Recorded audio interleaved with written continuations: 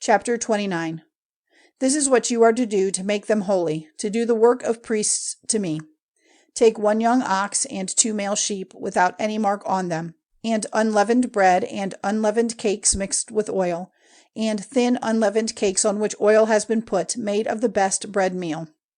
Put these in a basket and take them with the ox and the 2 sheep, and let Aaron and his sons come to the door of the tent of meeting, and there let them be washed with water. Take the robes and put the coat and the dress and the ephod and the priest's bag on Aaron. Put the band of needlework round him. And let the headdress be placed on his head and the holy crown on the headdress. Then take the oil and put it on his head. And take his sons and put their robes on them. And put the linen band round Aaron and his sons, and the headdresses on them, to make them priests by my order forever. So you are to make Aaron and his sons holy to me. Then let the ox be taken in front of the tent of meeting, and let Aaron and his sons put their hands on its head. And you are to put the ox to death before the Lord at the door of the tent of meeting.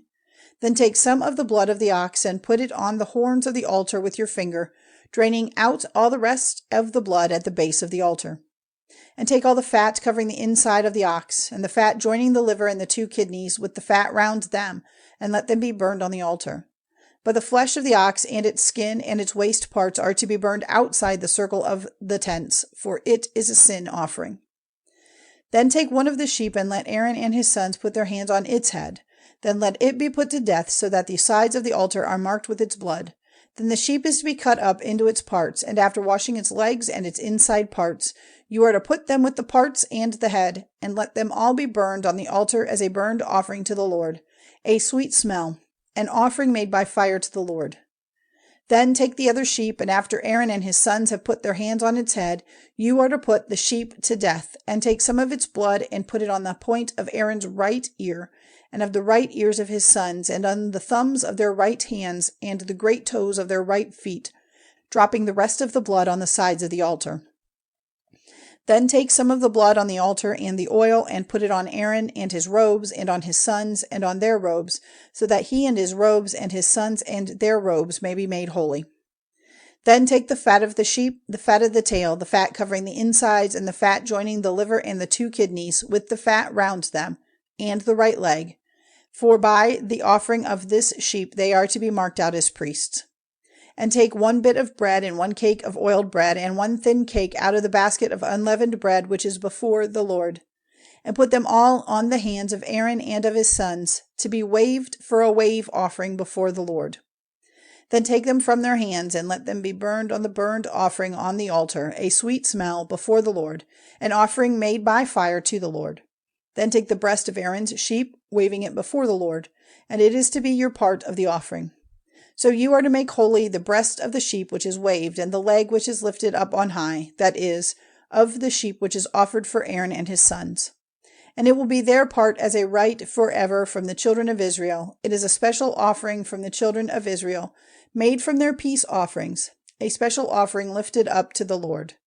And Aaron's holy robes will be used by his sons after him. They will put them on when they are made priests. For 7 days the son who becomes priest in his place will put them on when he comes into the tent of meeting to do the work of the holy place. Then take the sheep of the wave offering, and let its flesh be cooked in water in a holy place, and let Aaron and his sons make a meal of it, with the bread in the basket, at the door of the tent of meeting.